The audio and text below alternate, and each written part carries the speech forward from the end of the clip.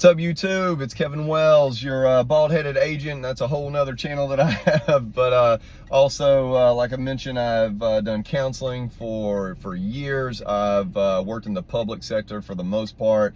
Alcohol and drug therapy, worked with couples, families, individuals, groups. So I have a plethora of information I can help you out with, in addition to my own life experience, right? So I'm human. So I have my own mistakes, have my own flaws.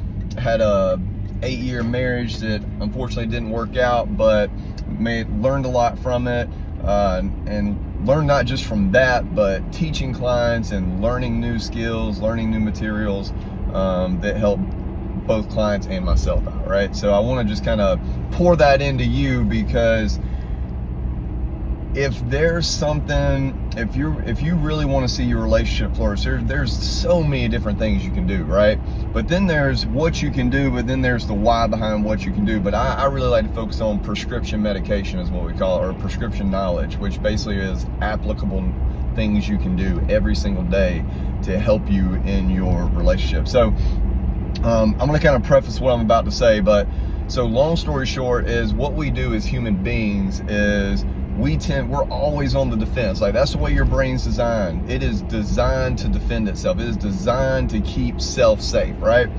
And that includes from your partner. So when your partner says something, makes a snarling comment, whatever, your brain automatically thinks negatively. It automatically gets triggered. It automatically starts thinking about what you need to say to defend yourself right then on the spot. So you need to understand that, and that is okay. There's nothing wrong with what goes through your mind, the first thought, but it's what you do with the second, the third, the fourth, and the fifth that's going to really influence what you do and your perspective on that situation, or on that, or whatever the scenario is. And what we tend to do is we tend to kitchen sink the hell out of our significant other. And what I mean by that is, we think of when he or she says that one thing, we tend to think about all these other things that are related to that one thing. So, and we call that kitchen sinking. And so what that means is, I will pile up all these things that you do and you have done in my head to make that one small thing look really big, right? And we call that magnifying, right? But also kitchen sinking. So first thing you have to do is observe that it's actually going on, and then second, you have to do something about it, right? So big thing is observation. You have to be able to notice that that's what's going on.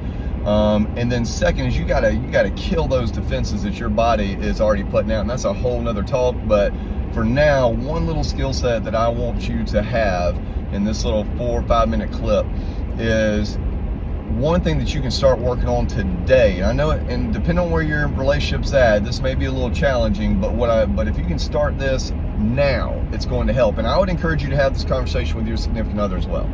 So make a list of all the things. And I mean this, make a list, whether it's in your phone or writing it down. Now, I would encourage you to write it down, just because when you write it down, it's just that, it's muscle memory. It works different than being on a phone. But if you need to do it on a phone, do it on a phone. Long story short is, make a list of all the qualities, all the things that your significant other has done well, that you like, that you enjoy. Because what that does is, it is putting a barricade between the negative kitchen sinking that I'm talking about, the negative thoughts, the negativity that's coming in from that one comment.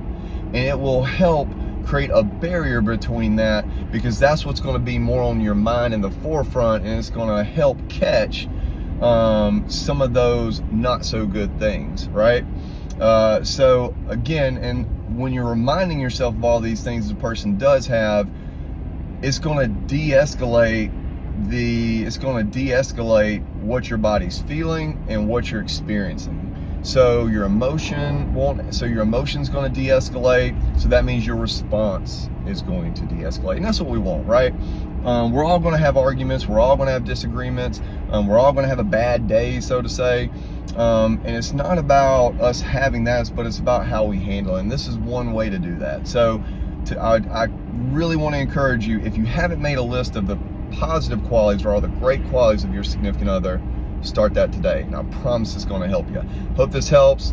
Look forward to chatting with you guys next time. Peace out. Kevin Wells.